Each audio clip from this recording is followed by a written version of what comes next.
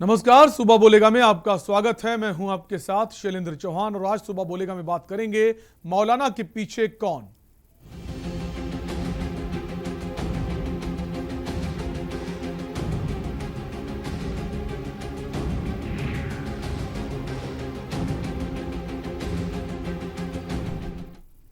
धर्मांतरण मामले में यूपी के एटीएस टीम ने मौलाना कलीम सिद्दीकी को मेरठ से गिरफ्तार किया है। कहा जा रहा है कि एक्ट्रेस सना खान का उसी ने निकाह कराया था।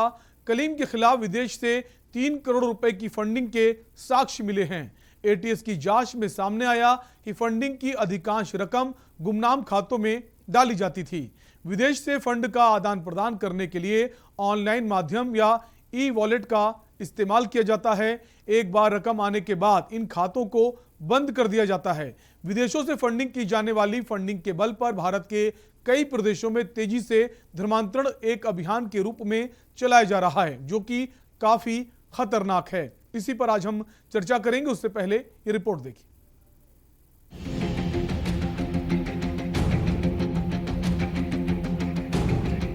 धर्मांतरण मामले में गिरफ्तार मौलाना के बारे में चर्चा है कि पूर्व बॉलीवुड फिल्म अभिनेत्री सना खान का निकाह मौलाना कलीम सिद्दीकी ने ही कराया था। सना खान ने अपना फिल्मी कैरियर छोड़कर एक मौलाना से निकाह करने के बाद इस्लामिक परंपरा से जीवन व्यतीत करने का फैसला लिया था, जो काफी चर्चा का विषय बना था। अब धर्मांतरण के मामले में मौलाना सिद्दीकी से पूछताछ के बाद चौंकाने वाले राज फाश हुए हैं। एटीएस को कुछ खातों की भी जानकारी मिली है। अब इन खातों का ब्यौरा खंगाला जा रहा है। फंडिंग करने वाले लोग धर्मांतरण को बढ़ावा देने के लिए अपने अपने देश, प्रदेश या शहर में सेमिनार करते थे। इनमें माइंड वॉश करने के लिए लोगों को बुलाया जाता था। अवैध स्थानांतरण के देशव्यापी सिंडिकेट का आज एटीएस ने खुलासा कर दिया है। एटीएस ने अब तक 10 लोगों की गिरफ्तारी की है। एटीएस की टीम लगातार छानबीन कर रही थी और छानबीन करते हुए एटीएस की टीम लगातार कार्रवाई करती जा रही थी। ऐसे में एटीएस की टीम को 10 लोगों की गिरफ्तारी की गई है। जो एटीएस की टीम लगातार 20 जून को अवैध मामलों को लेकर के मुकदमा लिखा गया था, उसके बाद से मुकदमों के साथ साथ लगातार एटीएस की टीम जो है दबिश देती नजर आ रही थी। ऐसे में 57 करोड़ की फंडिंग के मामले को लेकर के नाम उजागर हुए हैं, जिसमें उमर गौतम को ब्रिटेन से आधारित अल्फा ट्रस्ट के लिए मेरठ से पैसा भेजा जाता था। ऐसे में जो स्कूलिंग के माध्यम से ट्रस्ट बना करके लगातार फंडिंग की जा रही थी, उस मामले को लेकर के एटीएस की नजर गहरी हो चुकी थी। ऐसे में एटीएस की टीम अपनी 6 टीमें बना करके लगातार कार्रवाई करती नजर आ रही थी। हालांकि देर सही, लेकिन एटीएस की टीम ने धर्म स्थानांतरण के मामले में 10 लोगों को गिरफ्तार कर लिया है और भी इसमें कुछ लोगों की चैन जो बची हुई है उसको भी तोड़ने के लिए एटीएस की टीम लगातार कार्रवाई करती दिख रही है। ऐसे में जल्द ही कुछ बड़े नाम और भी एटीएस के सामने आने वाले हैं। एटीएस जल्द ही उन नामों का भी खुलासा करती नजर आएगी। कैमरामैन सत्येंद्र के साथ मैं संदीप मिश्रा, के न्यूज, लखनऊ। एडीजी प्रशांत कुमार ने जानकारी देते हुए कहा कि 20 जून को अवैध धर्मांतरण गिरोह संचालित करने वाले लोग गिरफ्तार किए गए थे। इस संबंध में मुकदमा दर्ज किया गया था। उमर गौतम और इसके साथियों को ब्रिटिश आधारित संस्था से लगभग 57 करोड़ रुपए की फंडिंग की गई थी। इस संबंध में आज के अभियुक्त को छोड़कर कुल 10 लोग गिरफ्तार हुए थे, जिसमें से 6 के खिलाफ विभिन्न तिथियों में चार्जशीट दाखिल की जा चुकी है। 4 के खिलाफ जांच चल रही है। कलीम सिद्दीकी द्वारा अपना ट्रस्ट संचालित करने के अलावा तमाम मदरसों की फंडिंग भी करता है और जिसके लिए मौलाना कलीम को विदेशों से भारी धनराशि हवाला तथा अन्य अवैध माध्यमों से भेजी जाती है। मौलाना इन मदरसों की आड़ में पैगाम्बे इंसानियत के संदेश देने के बहाने लोगों को जन्नत और जहन्नुम जैसी बातों का लालच और भय दिखाकर इस्लाम स्वीकार करने के लिए प्रेरित करता है तथा बाद में इन लोगों को प्रशिक्षित कर अन्य लोगों को धर्मांतरण कराने हेतु प्रेरित करता है। मुजफ्फरनगर की खतौली क्षेत्र के खूलत निवासी मौलाना Kalim Siddiqui global peace centre का अध्यक्ष है और जमीयत वली उल्लाह ट्रस्ट का भी अध्यक्ष है। जांच में खुलासा हुआ है कि वो कई मदरसों को फंडिंग भी करता है, जिसके लिए उसे विदेशों से भारी धनराशि हवाला के जरिए भेजी जाती है। यूपी एटीएस के अनुसार मौलाना कलीम सिद्दीकी दिल्ली में रहता है और विभिन्न प्रकार की शैक्षणिक, सामाजिक और धार्मिक संस्थाओं की आड़ में अवैध धर्मांतरण के कार्य को अंजाम देता है, जिसके लिए विदेशों से फंडिंग की जाती है। मुजफ्फरनगर निवासी मौलाना कलीम सिद्दीकी पर अनगिनत धर्मांतरण के आरोप हैं। एटीएस की टीम लंबे समय से उस पर नजर बनाए हुए थी। मंगलवार देर रात एटीएस की टीम ने मेरठ से एक कार्यक्रम से लौटते हुए उसे गिरफ्तार कर लिया। एजेंसी की जांच में सामने आया है कि मौलाना का लिंक मुफ्ती, काजी और उमर गौतम से मिला है। वहीं विदेशों से भी उसके तार जुड़े रहे हैं। मौलाना की गिरफ्तारी के बाद एटीएस और जांच एजेंसियां उसके मददगारों की तलाश कर रही हैं। एटीएस का मानना है कि जल्द ही मौलाना के अन्य साथी गिरफ्त में होंगे। स्पेशल डेस्क के न्यूज़ इंडिया।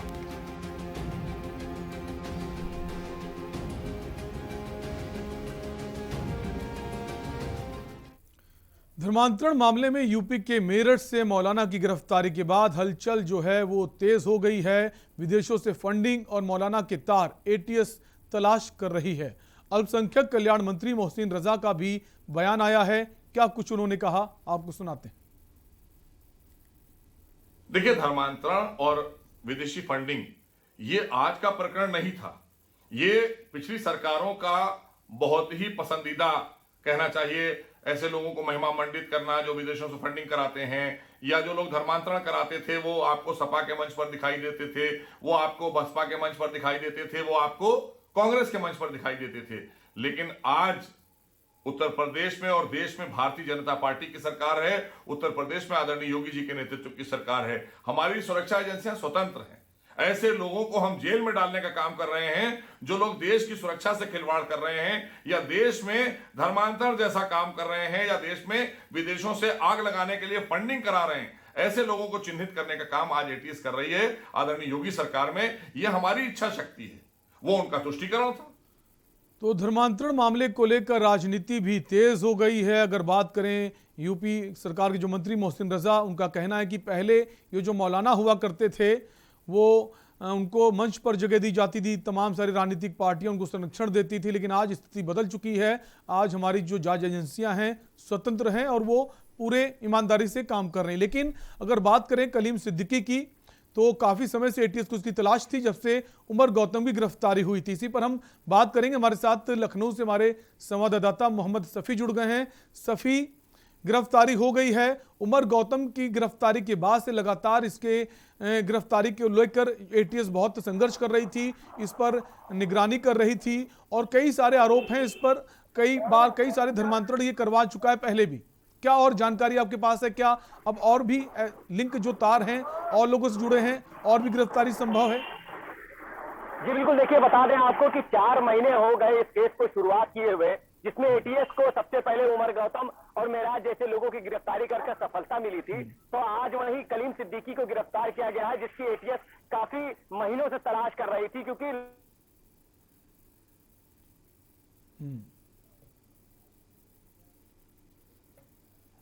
काफी समय से तलाश थी और गिरफ्तारी कल रात को हो गई है। सफ़ी, राजनीति भी बहुत तेज हो गई है।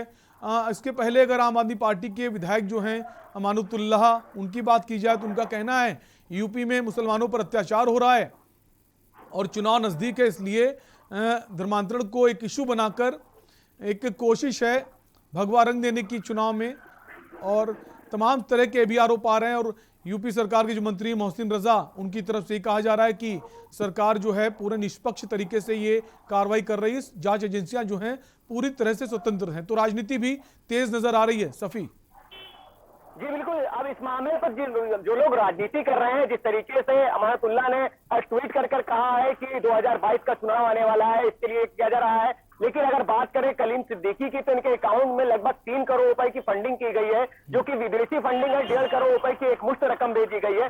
तो जिस तरीके से ये तथ्य सामने आ रहे हैं तो कहीं ना कहीं एटीएस को काफी दिनों से इनकी तलाश भी थी और अभी और भी गिरफ्तारी इसमें होगी, क्योंकि बात करें उमर गौतम की तो उमर गौतम के गिरफ्तार होने के बाद कई गिरफ्तारियां की गई, कई जगह से गिरफ्तारी हुई और मदरसों के भी नाम सामने आए। अगर बात करें हम मदरसा तो काकोरी में भी एक मदरसे का नाम पहले भी सामने आ चुका है और अब कलीम की गिरफ्तारी होने के बाद, कलीम सिद्दीकी की गिरफ्तारी होने के बाद फिर मदरसों में कहीं ना कहीं नाम सामने आ रहा है, मदरसों में फंडिंग का नाम सामने आ रहा है। और जो फंडिंग की गई है, विदेशों से फंडिंग की गई है, ये मुजफ्फरनगर के रहने वाले मेरठ से गिरफ्तार होते हैं, फिलहाल लखनऊ लाया जा रहा है, उनको यहाँ पूछताछ की जाएगी। अब पूछताछ में और भी लोग सामने आ सकते हैं, क्योंकि जिस तरीके से ये पूरा संगठन मिला हुआ है, जिस तरीके से लगभग 1000 लोग को धर्मांतरण करा चुके हैं, जन्नत जहन्नुम जैसे जो बात बताकर और बहला फुसलाकर जो भी कम पढ़े लिखे लोग होते हैं उनको समझाया बुझाया जाता है और फिर धर्मांतरण कराकर कहीं ना कहीं लोगों का शादी ब्याह कराया जाता है। तो जिस तरीके के तथ्य पहले भी सामने आ चुके हैं, तो एटीएस ने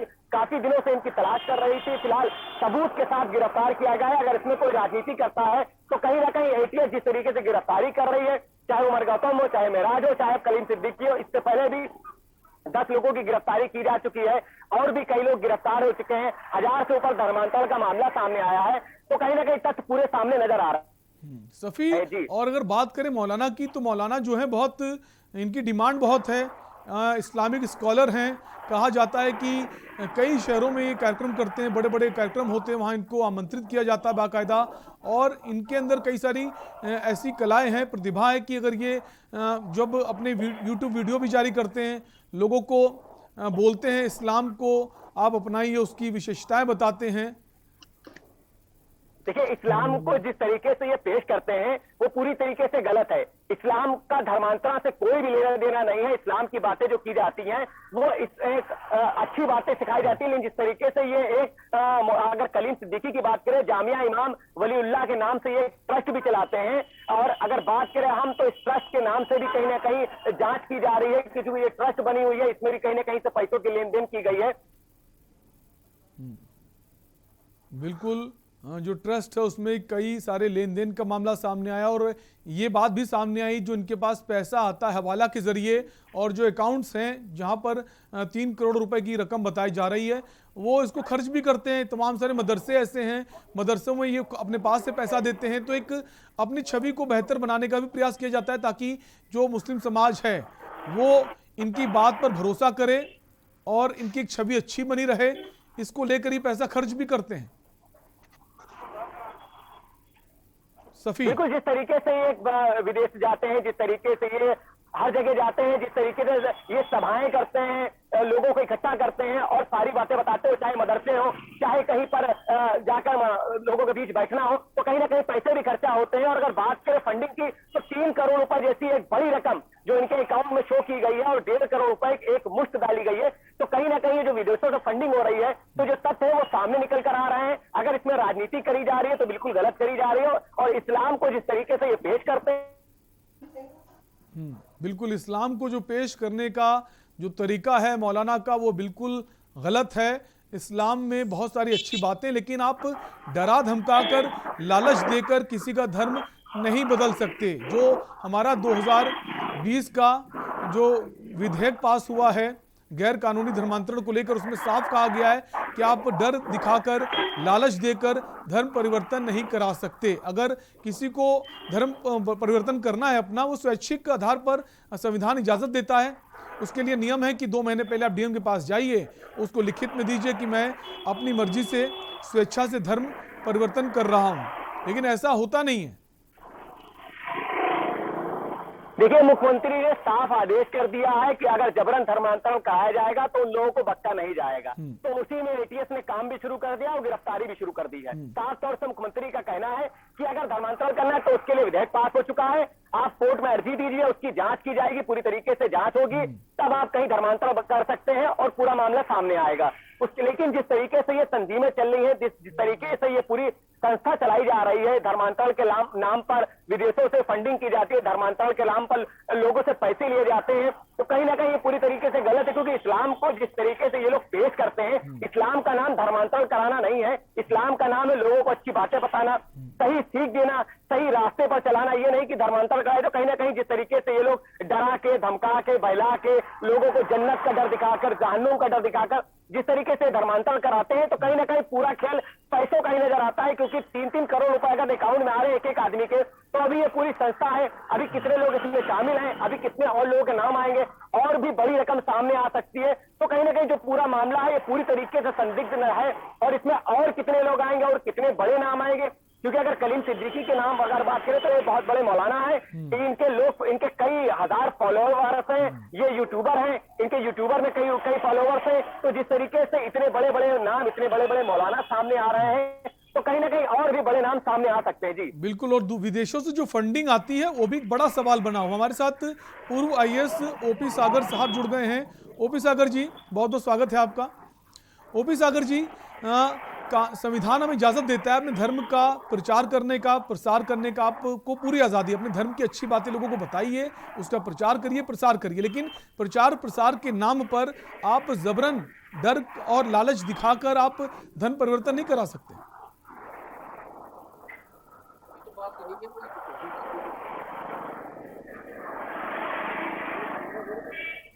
सर, हम चाहेंगे आप अपने जो फोन है उसको अनम्यूट कर दें ताकि आपकी आवाज हमारे तक बेहतर तरह से पहुंच पाए। जी सर।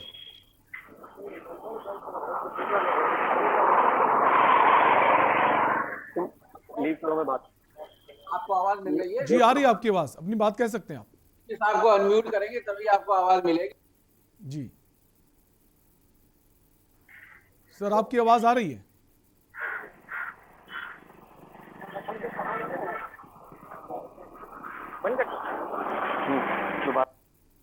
ये क्या कहना चाह रहे हैं? सर, सवाल यह है कि जो भी आप धर्म का प्रचार प्रसार करते हैं, आपको पूरी आज़ादी है, आप अपने धर्म का प्रचार प्रसार कर सकते हैं, उसकी अच्छी बातें लोगों तक पहुंचा सकते हैं, लेकिन उसकी आड़ में आप डर और लालच दिखाकर लोगों को जबरन धर्म परिवर्तन नहीं करा सकते।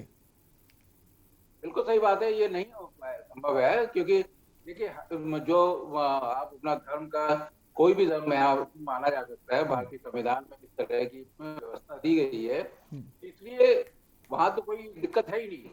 जबरदस्ती धर्मांतरण करने का जो है वो यूपी ने लॉ बनाया है, और उस लॉ के तहत ये इस तरीके से गलत है। मैरिज के लिए धर्मांतरण कराना या किसी और प्रलोभन के लिए, ये हिंदू मुस्लिम का ही बात नहीं है, चाहे वो किसी भी हो, सिख हो, क्रिश्चियन हो, किसी भी अगर उसमें इस प्रकार से जबरन धर्मांतरण कराया जाता है तो वो कानूनी तौर पे गलत है, और उसके लिए उसको सजा का भागीदार भी बनना होगा। कि गिरफ्तारी होगी, मुकदमा चलेगा, मुकदमा और फिर जो भी सजा कोर्ट निर्धारित करेगी उसके तहत कार्रवाई होगी। बिल्कुल सख्त कानून बना है, उसके बावजूद इस तरह के मामले रुकते नहीं, एक बड़ा सवाल बना हुआ है। सर, आप हमारे साथ बने रहिए, एक ब्रेक का वक्त है, हम ब्रेक के लिए रुकेंगे और ब्रेक के बाद भी हम इसी पर बात करेंगे। छोटे से ब्रेक के लिए रुकेंगे, फौरन लौटेंगे।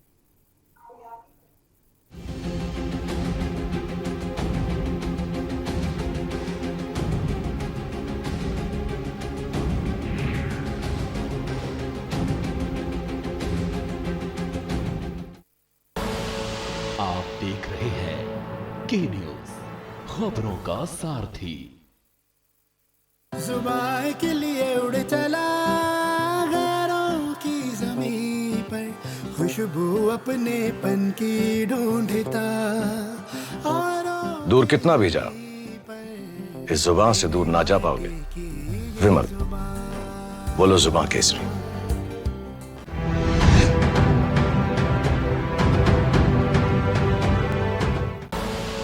आप देख रहे हैं के न्यूज, खबरों का सारथी।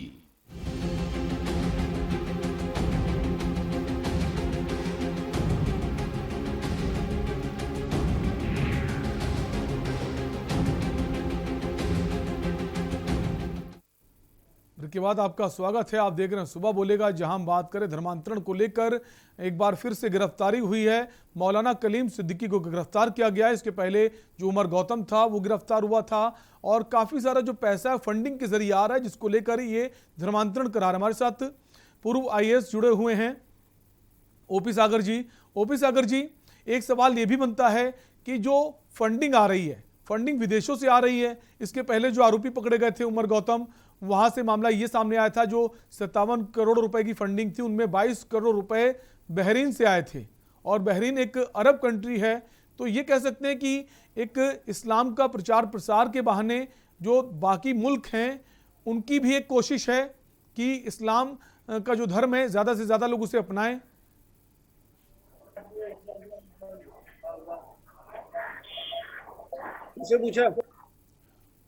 ओपी सागर जी, आपसे ही सवाल है हमारा कि जो बाकी मुल्क हैं जहां से फंडिंग हो रही है वो भी एक जांच का विषय है। आप किसी मुल्क में इसलिए फंडिंग करते हैं कि वहां जो धर्म है इस्लाम, उसका बढ़ावा हो, लोग इस्लाम को कबूल करें।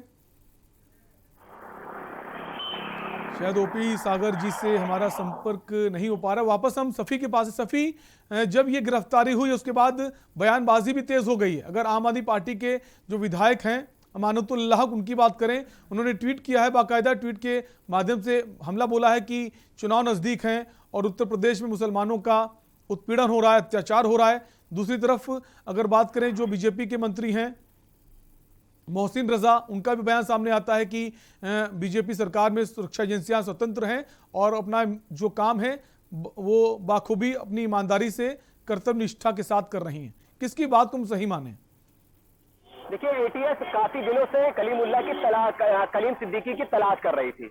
अब अगर इसमें ट्वीट करा जा रहा है आप के विधायक द्वारा, तो कहीं ना कहीं ये पूरी तरीके से गलत है। अगर बात करी जाए तो जिस तरीके से इनके अकाउंट में 3 करोड़ रुपए ट्रांसफर किए गए और 1.5 करोड़ रुपए एक मुश्त ट्रांसफर किए गए हैं, वो भी जो बहरीन से ये भी पैसे हैं। इससे पहले भी कई करोड़ रुपए बहरीन से भेजे गए थे और कहीं ना कहीं ये जो लिंक पाकिस्तान से भी जोड़ा जा रहा है, क्योंकि इससे पहले भी पाकिस्तान और अफगानिस्तान से इसके लिंक जोड़े जा चुके हैं। तो कहीं ना कहीं जो ये मामला सामने आया है, तो जिस तरीके से एटीएस काफी महीनों से इनकी तलाश कर रही थी, क्योंकि उमर गौतम और कई और लोग हैं जो गिरफ्तारी होने के बाद जब पूछताछ की गई तो जो उनके जो साक्ष्य सामने आई, जो पूछताछ जो बातें सामने आई, तो कई नाम सामने आए। उसके बाद 10-12 गिरफ्तारी और भी हुई, उनसे पूछताछ की गई। कलीम सिद्दीकी का नाम भी कहीं ना कहीं सामने आया था, जिसके बाद एटीएस इनके जो अकाउंट हैं, जो इनके बायोडाटा है, पूरा तलाश कर रही थी। पूरी तलाशी करने के बाद, पूरे तथ्य होने के बाद फिर जाकर मेरठ से गिरफ्तारी की गई है। मुजफ्फरनगर के ये रहने वाले हैं,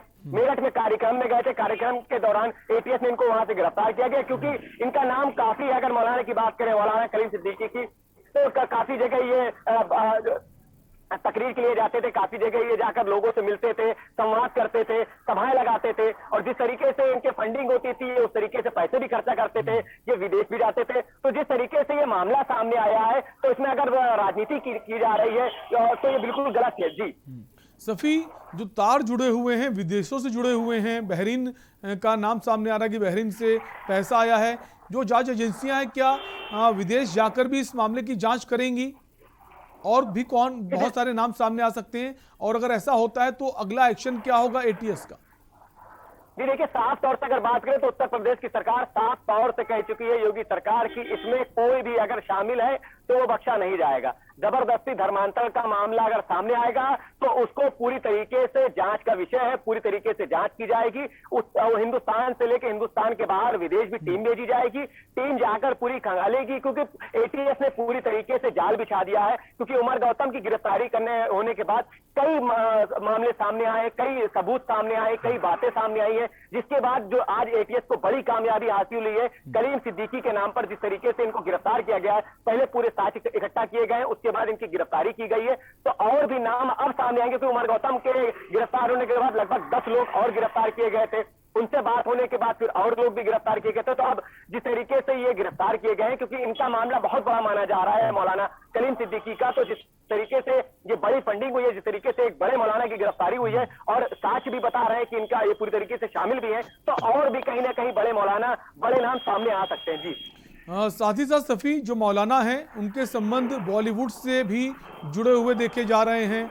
बॉलीवुड में भी बहुत सारे लोग उनको जानते हैं।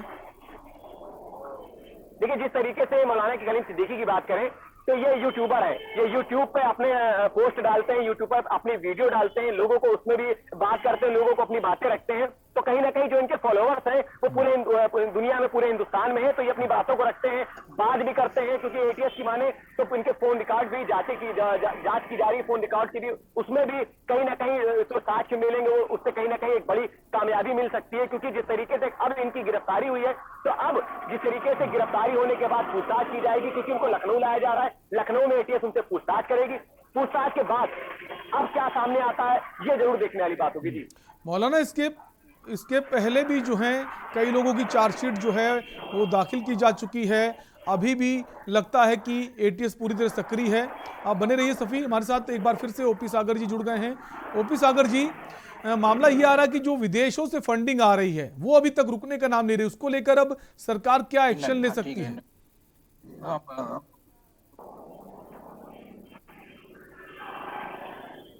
शायद ओपी सागर जी तक हमारी आवाज नहीं पहुंच पा रही, फिलहाल समय का अभाव है। ओपी सागर जी, आपका शुक्रिया, आप हमसे जुड़े। सफ़ी, आपका भी शुक्रिया।